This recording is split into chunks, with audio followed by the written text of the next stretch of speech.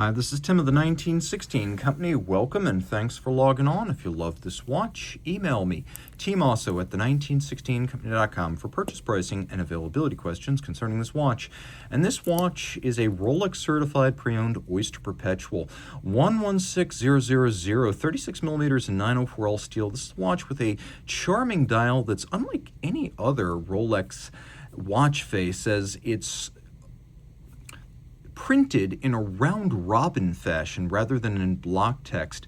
And although I normally hate these stupid nicknames that get bandied around in the watch space, this has been described as the Harley Davidson dial, and I actually kind of dig it. If you look closely, you can also see it's a traditional Rolex Explorer dial with tri-Arabic numerals. So let's jump straight in.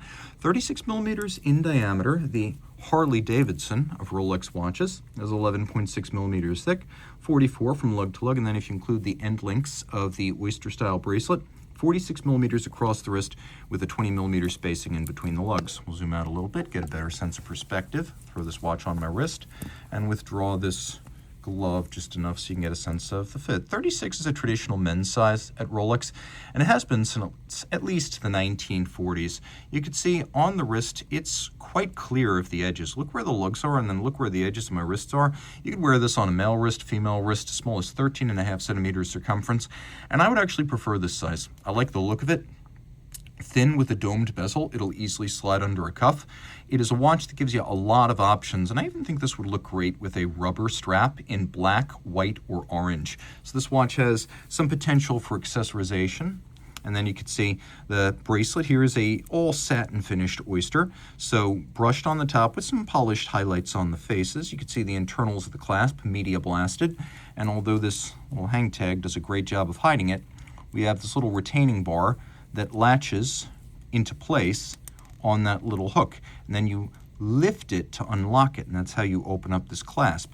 You can see inside here, because this is an OP and it's a M serial, so 2008, this was before Easy Link, but you do have those 3 pairs of divots inside the clasp, so you can use your strap tool to dismount the spring bar and change the anchoring point. I mentioned 904L steel, and I should probably explain that. There are several different steels used in watchmaking, and that's before we even get into treatments like carburizing the steel or anodizing the steel or galvanizing the steel. This is 904L, which means it's a type of stainless steel with a high nickel content. Rolex calls it oyster steel now, but what it really does is it gives you a resilience against corrosion in the face of certain types of acids, which are probably the low percentage possibility. The high percentage possibility, though, is salt water and sweat, and the watch will not corrode in the presence of those. If you have a standard 316L steel, yes, short of rinsing after exposure, that material can corrode. So this is something special. Taking a look at the case, it's a wonderfully fluid form. This is not the super case we know from the sports watches. This is more like the form of a dress watch, like a Date-8. I would say it's got a lot in common with the Date-8, it's even got a lot in common with the Datejust and a bit the Daytona and the Yacht Masters. So there's an elegance here. Satin finished lug hoods, polished bezel. You know when you have a 000 or a 200 type of reference number, concluding a Rolex reference, you're dealing with some sort of a domed bezel. We have a screw-down crown, twin lock crown, little slash means twin lock in steel. You can see we have an oyster-style screwed-in case back, 100 meters water-resistant. The dial, which is dubbed the Harley Davidson, is a fun one. And like I mentioned, rather than being printed in horizontal block text, officially certified Oyster Perpetual superlative chronometer is endlessly circulating like an Ouroboros. It has no beginning, it has no end.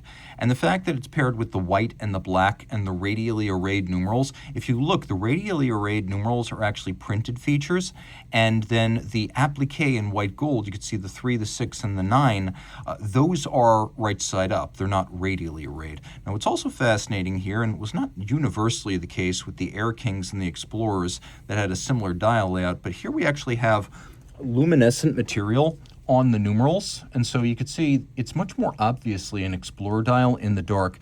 And of course, being green, this is the Super Luminova era of Rolex watchmaking. Hands are fluted down the center for better contrast against the dial base, and you can see it's a watch with a lot of character in spite of not having complexity or size or precious metal or hype on its side.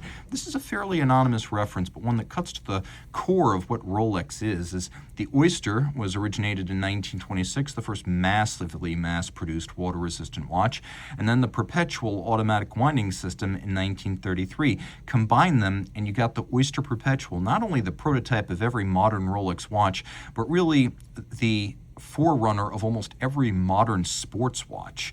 Now, the white gold crown, hands, and numerals will not oxidize with time.